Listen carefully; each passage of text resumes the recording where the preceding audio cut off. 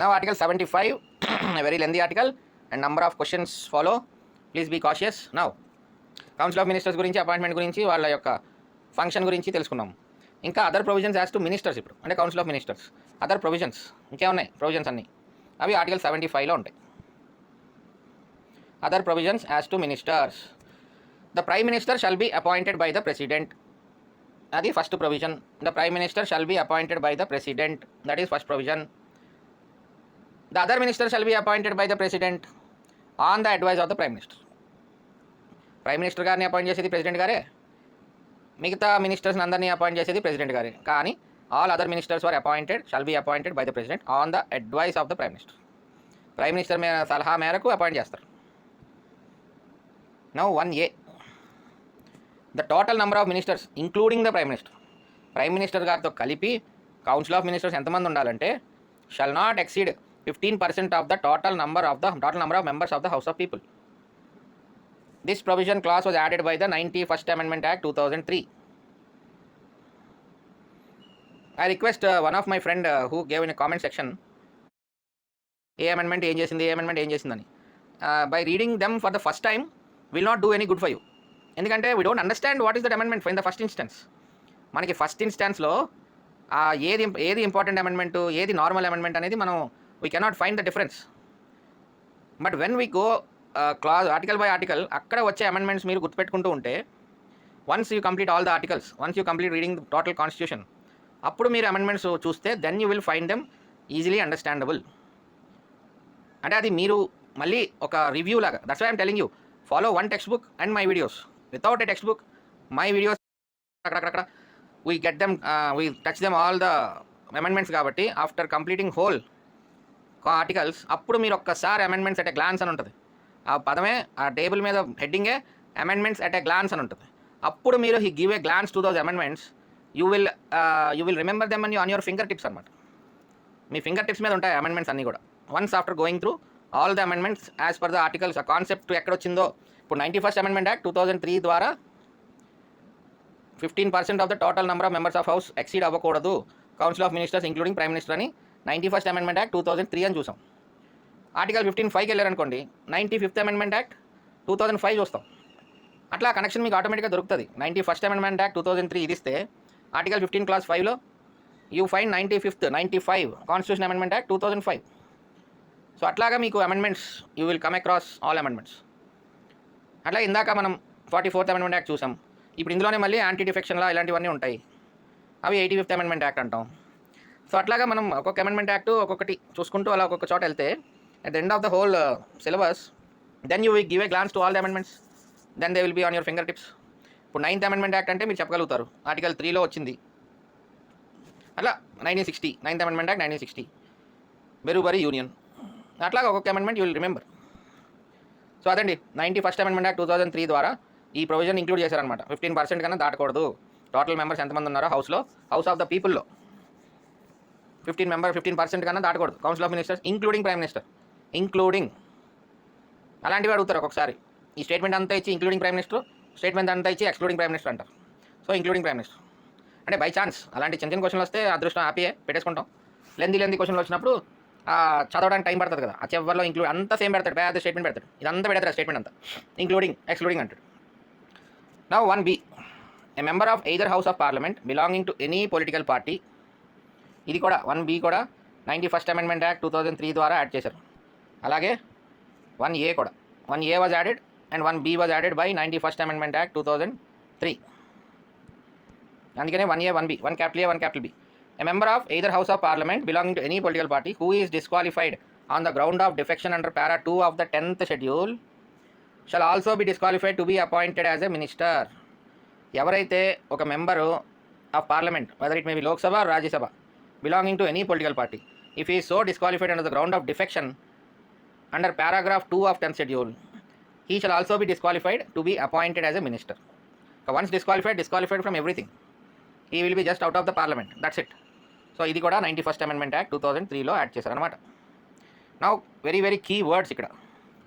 The ministers, council of ministers shall hold office during the pleasure of the president. అంటే individual ఇక్కడ ఒక్కొక్క ministers. Council of ministers గురించి కింద ఉంది మళ్ళీ. This is class 2 telling about individual minister. Individual minister is responsible for the president. Individual minister is responsible to president because the minister shall hold office during the pleasure of the president. That is individual responsibility. ఇప్పుడు collective response మొత్తం council of ministers అందరూ కలిసి ఎవరికి responsible అవుతారు? House of the people responsible అవుతారు. Article 75 clause 3లో collective responsibility గురించి చెప్పబడింది. Collective responsibility to the Lok Sabha. ఎందుకంటే నో కాన్ఫిడెన్స్ మోషన్ అనేది powerful weapon in the Lok Sabha. If the Lok Sabha members doesn't have confidence on the council of ministers, they will just pass the no confidence motion. And if it is passed, the council of ministers stands dissolved. Automatically the government resigns. Government will resign. Government must resign if a no confidence motion is passed. So that is 75 clause 2 law. We have individual responsibility of the minister to the president, and 75 clause 3 law we have collective responsibility of the council of ministers, including prime minister, to the Lok Sabha, to the house of people. Before a minister enters upon his office, President shall administer to him the oath and office and of secrecy according to the forms set out for the purpose in the 3rd schedule. చెప్పాను కదండి, oaths and affirmations అన్ని 3rd షెడ్యూల్లో ఉంటాయి. Salaries అమాల్యుమెంట్స్ వాటికి సంబంధించి 2nd షెడ్యూల్లో ఉంటుంది information. So 3rd షెడ్యూల్లో ఉన్న ఓత్ అండ్ అఫర్మేషన్స్ పరంగా మినిస్టర్ గారిని మనం చూస్తూ ఉంటాం కదా, స్టేజెస్ మీద ఇనిషియల్గా గవర్నమెంట్ ఫామ్ అయినప్పుడు all ministers go and take the oath in front of, మన స్టేట్ గవర్నమెంట్ అయితే in front of governor, central government అయితే in front of the president. Members అందరూ మామూలుగా మనం లోక్సభలో స్పీకర్ గారి ముందు ఓత్ తీసుకుంటారు, అది మనం టీవీలో చూస్తాం. బట్ మినిస్టర్స్ మాత్రం ప్రెసిడెంట్ గారి ముందు తీసుకుంటారు. A minister who is not, clause 5, a minister who is not a member of the parliament for any period of 6 consecutive months shall cease to be a minister. అంటే ఎవరైనా ఒక member of minister గారు 6 నెలల పరిధిలో, 6 నెలల పీరియడ్లో 6 consecutive months అంటే జనవరి 1 నుంచి జనవరి, ఫిబ్రవరి, మార్చ్, ఏప్రిల్, మే, జూన్ 30th వరకు కానీ ఎప్పుడైనా కానీ 6 months కంటిన్యూస్గా మెంబర్ ఆఫ్ పార్లమెంట్ కాకపోతే, అంటే anything Lok Sabha, Rajya Sabha, he shall be cease to be a minister. అంటే anybody can become a minister for 6 months. అంటే మీరైనా నన్నైనా సరే మినిస్టర్గా అపాయింట్ చేసేయచ్చు ప్రెసిడెంట్ గారు on the advice of the council of prime minister.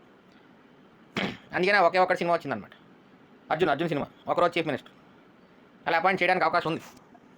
6 months దాటితే ఉండదు. మళ్ళీ 6 months లోపల ఒకరోజు పెట్టాడు కనీసం, అదేదో ఒక నెల రోజులను పెట్టుంటే బాగుండేది. కొంచెం సినిమా కొంచెం కలిసి వచ్చేది. అంటే నెల రోజులు తీయాలేమో సినిమా, ఒకరోజు అయితే ఫాస్ట్గా అయిపోద్ది కదా అని చెప్పి సినిమాని ఇంట్రెస్టింగ్ చేయడానికి ఒకరోజు పెట్టినట్టున్నాడు. అలాగా 6 months వరకు కూడా anybody can become a minister by the president on the advice of the prime minister. So maximum 6 months. The salaries and allowances of ministers shall be determined by the parliament and until parliament so determines shall be specified in the 2nd schedule. అంటే జనరల్గా 2nd షెడ్యూల్లో parliament మళ్ళీ మార్చే వరకు, మళ్ళీ revise చేసే వరకు 2nd షెడ్యూల్లో ఏదైతే రెమ్యూనరేషన్స్ ఉన్నాయో, అలవెన్సెస్ ఉన్నాయో, సాలరీస్ ఉన్నాయో మినిస్టర్స్కి అవి ఇవ్వడం జరుగుతుంది. మళ్ళీ పార్లమెంట్ ఎప్పుడైనా మళ్ళీ డిటర్మిన్ చేసి, రివైజ్ చేసి మళ్ళీ డిటర్మిన్ చేసింది అనుకోండి, అప్పుడు మళ్ళీ దాని పరంగా ఇవ్వడం జరుగుతుంది. సో అది క్లాస్ 6 అనమాట. Now some explanations from the textbooks. ఇప్పటిదాకా మనం కాన్స్టిట్యూషన్ ఆర్టికల్ చూసాం. నౌ కాన్స్టిట్యూషన్ మీద టెక్స్ట్ బుక్ మీద ఎక్స్ప్లెనేషన్స్, పాయింట్స్ అనమాట. The constitution does not categorize the ministers. Council of మినిస్టర్స్లో పలానా వాళ్ళు క్యాబినెట్ మినిస్టర్స్ అని, పలానా వాళ్ళు మినిస్టర్ ఆఫ్ స్టేట్ అని, పలానా వాళ్ళు డెప్యూటీ మినిస్టర్స్ అని, ఇది కాకుండా ఇంకో టర్మ్ ఉంటుంది పార్లమెంటరీ సెక్రటరీస్ అని ఉంటుంది. అని ఉండదు ఎక్కడ కాన్స్టిట్యూషన్లో, కౌన్సిల్ ఆఫ్ మినిస్టర్స్ అని ఉంటుంది.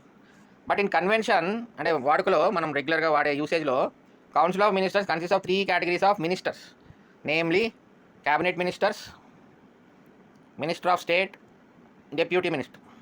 ఇప్పుడు క్యాబినెట్ మినిస్టర్ అంటే ఏంటంటే వెరీ ఇంపార్టెంట్ పోర్ట్ఫోలియో అనమాట. అంటే ఇప్పుడు మన హోమ్ మినిస్ట్రీ ఉంది ప్రస్తుతానికి. హోమ్ మినిస్ట్రీలో రకరకాల డిపార్ట్మెంట్స్ ఉంటాయి. 3 to 4 డిపార్ట్మెంట్స్, 3 to 4 వింగ్స్ ఉంటాయి. సో దానికి అమిత్ షా గారు is the home minister. So is the cabinet minister. Of course is number 2 in the government, but హోదా వరకు ఈజ్ ద క్యాబినెట్ మినిస్టర్ అనమాట. మరి 4-5 వింగ్స్ ఉంటాయి కదా, 4 డిపార్ట్మెంట్లు ఉంటాయి. అప్పుడు వర్క్ బట్టను అంత క్యాబినెట్ మినిస్టర్ గారు అంత బిజీగా వర్క్ చేయలేరు కాబట్టి he will appoint another MP as a minister of state అనమాట. అంటే మన తెలంగాణ ఆయన కిషన్ రెడ్డి గారు, ఆయన is appointed as minister of. దీని మీద మళ్ళీ హోమ్ మినిస్టర్గా రివ్యూ చేసుకుంటూ ఉంటారు. బట్ వర్క్ బర్డెన్ షేరింగ్, అలాగే ఒక రకమైన మినిస్టర్గా తయారు చేయడం, అంటే ప్రాక్టీస్, అంటే ఒక రకమైన కింద నుంచి రావాలంటారు కదా, ముందు ఎక్స్పీరియన్స్ గెయిన్ చేస్తారు కదా. సో ఒక డిపార్ట్మెంట్ చూసుకుంటా ఉంటే అలాగా ఎక్స్పీరియన్స్ పుట్టపోతూ ఉంటుంది. ఇంకా డిప్యూటీ మినిస్టర్ అంటే నథింగ్ బట్ వీళ్ళకి ఇంకా ఒక రకమైన అసిస్టెంట్ మినిస్టర్ లాగా, అసిస్టెంట్ మినిస్టర్. సో ఆ విధంగా deputy minister is the starting position of minister అనమాట. ఇవన్నీ కూడా కన్వెన్షన్స్, అంటే to bring the younger generation in to the fold of ministries. So younger generation నుంచి ఇలా మెట్టెక్కుతారనమాట. ఈ లోపల వాళ్ళకి అన్ని యాక్టివిటీస్ అన్నీ తెలుస్తూ ఉంటాయి. So that is this 3 categories under convention in India. ఇది కాకుండా మళ్ళీ పార్లమెంటరీ సెక్రటరీస్ అని ఉంటుంది. అది కొంతమంది వాడుకోవచ్చు, కొంతమంది వాడుకోకపోవచ్చు. దట్ ఈస్ ఫోర్త్, ఒక రకంగా అది ఒక ఫోర్త్ కేటగిరీ ఆఫ్ మినిస్టర్స్ కింద తీసుకోవచ్చు. But it depends upon the incumbent government. Parliamentary secretaries అంటే అది ఇంకా యంగర్ పీపుల్ అనమాట. ఇంకా ఎవరైనా యంగ్ జనరేషన్ ఎంపీస్ ఉంటే వాళ్ళని ఇంకా అసిస్టెంట్ కింద పెట్టుకుని వాళ్ళతో ఈ మినిస్ట్రీ యాక్టివిటీస్ అన్నీ సూపర్వైజ్ చేయడం అలాంటి వాటికి ఉపయోగించుకుని వాళ్ళు కూడా they develop as politician, real ministry అసలు ఎలా నడుస్తుంది, ఏంటి, what goes in the ministry, how the work done in the departments, అవన్నీ కూడా they will come to know in the first hand. So ఆ విధంగా cabinet ministers, minister of state and deputy ministers, ఈ 3 కూడా categories of ministers in convention, not in constitution. The constitution originally did not indicate cabinet. చెప్పాను కదండి, cabinet అన్న పదం ఎక్కడా ఉండదు. ఓన్లీ వన్ ప్లేస్ ఆర్టికల్ 350లో this word cabinet was inserted by the 44th constitution amendment with regard to emergency provisions. ఏం చూసాం మనం లాస్ట్ వీడియోస్లో, క్యాబినెట్ రిటర్న్ రికమెండేషన్ ఇచ్చినప్పుడే national emergency must be imposed by the president. National emergency can be proclaimed by the president only on the written recommendation of the cabinet. Cabinet అంటే తక్కువ మంది ఉంటారు. Important మినిస్ట్రీస్ని hold చేసే వాళ్ళు మాత్రమే cabinet rank ఇస్తారు. Important Nirmala Sitharaman గారు, రాజ్నాథ్ సింగ్ గారు, ఫర్ ఎగ్జాంపుల్ మన హోమ్ మినిస్టర్ అమిత్ షా గారు, ఇట్లా ఇంపార్టెంట్ పోర్ట్ఫోలియోస్. సో వీళ్ళందరూ క్యాబినెట్ ర్యాంక్ మినిస్టర్స్ అనమాట, క్యాబినెట్ మినిస్టర్స్. సో ఈ క్యాబినెట్ అన్న పదం ఆర్టికల్ 352లో to proclaim national emergency the written recommendation of the cabinet is necessary for the president to proclaim the national emergency under article 352. Now Council of Ministers is collectively responsible to House of People under Article 75 Clause 3. Ministry resigns as soon as loses confidence of Lok Sabha. ఎప్పుడైతే Lok Sabha confidence లేదో that's it, ministry will resign. అలాగే vote of no confidence passed against any member automatically leads to the resignation of the whole council.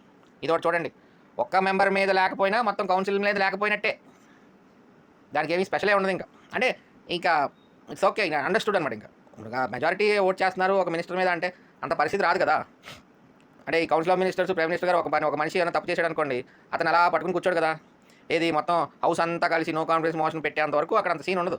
ఆటోమేటిక్గా prime minister గారు మాట్లాడి ఓ బాబును తప్పుకో కొంతసేపు అని చెప్పి వేరే మినిస్టర్ని పెట్టేస్తారు.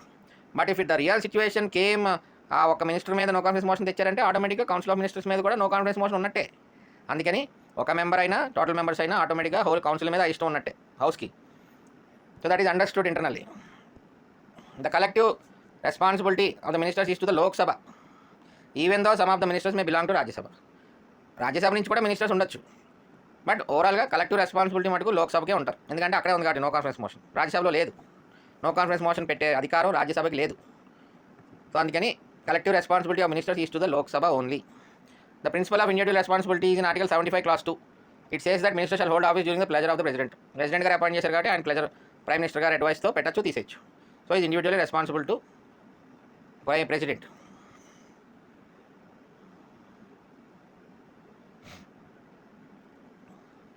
The maximum number of members of Union Council of Ministers shall not exceed 15% of Lok Sabha members, 91st 2003.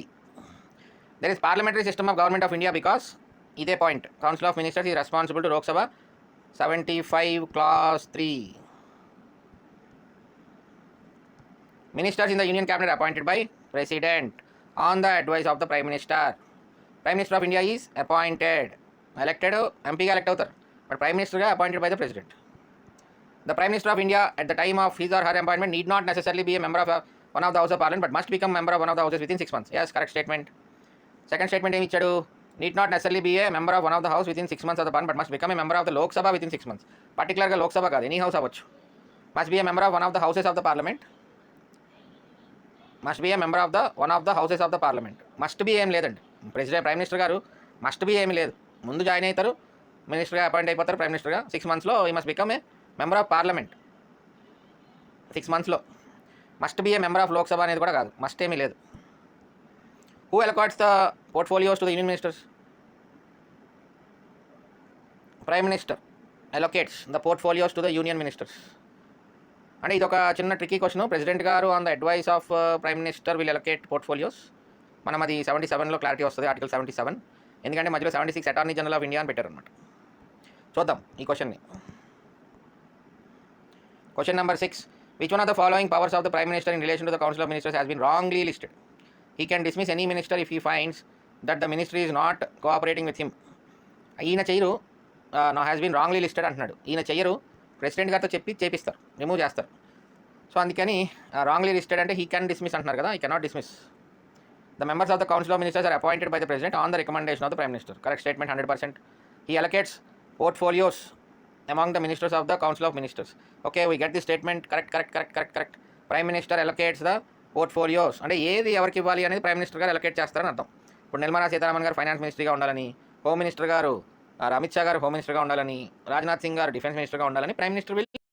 And again నా video just watch once or twice, that's it. It will be more than enough. Later concentrate on the PDF. Read the PDF and your textbook as many times as you can, managing time with other subjects before the exam. Which one of the following is not explicitly stated? అంటే బహిర్భాటంగా కాన్స్టిట్యూషన్లో చెప్పలేదు కానీ but followed as a convention. అట్లా ఎక్స్ప్లిసిట్గా లేదు కానీ convention